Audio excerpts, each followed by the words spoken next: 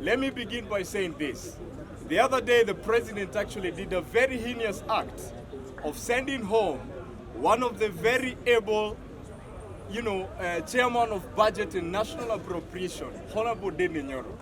Let me tell you, sometimes even if you're playing tribal politics, it's good we give credit where it deserves. For the last 2 years that Honorable Ndindi Nyoro has been the chairman for the national appropriation and the budget, we have seen the impact. However, some of the young parliamentarians, and we know them, they actually conspired and mobilized the president to send him home. But look at this. The gentleman is smart economically. And that is why we have seen many members of parliament going for benchmark from his constituency. So therefore, Mr. President, we are calling you out. Mr. President, stop sabotaging some of these very young parliamentarians who are doing their work effectively. Amaniaji. Number two, I want to say this. Listen to me. As Kenyans, a time has come when we have to come out and stand for truth, for that is what will help us. It will be a waste of time to join here, speak boldly to you, and we are seeing no changes.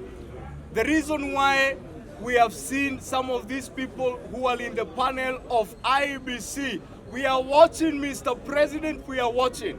We know you have only two options come 2027. Number one is the option of IEBC. Number two is the option of the Supreme Court. And we are watching. Now you have stopped the war against the Chief Justice. And now you have now taken the very crafty way of this IEBC formation. But we are telling you this. Gen Z's power. I want to say this. As Gen Z's this time round, we have to plan ourselves. And we have to act on our plans. Because planning without action is futile. And action without planning is futile. Planning without action is an illusion. And action without planning is confusion. We must get out of confusion. Come 2027, I want to call us as Gen Zs, the way we stood out last year in the month of June, the same way we should continue with the spirit and say enough is enough to this evil leadership. And come 2027, more than ever before, we are very eager to register as voters, as early as yesterday, so that we send Mr. Ruto home. And I want to tell you this final thing.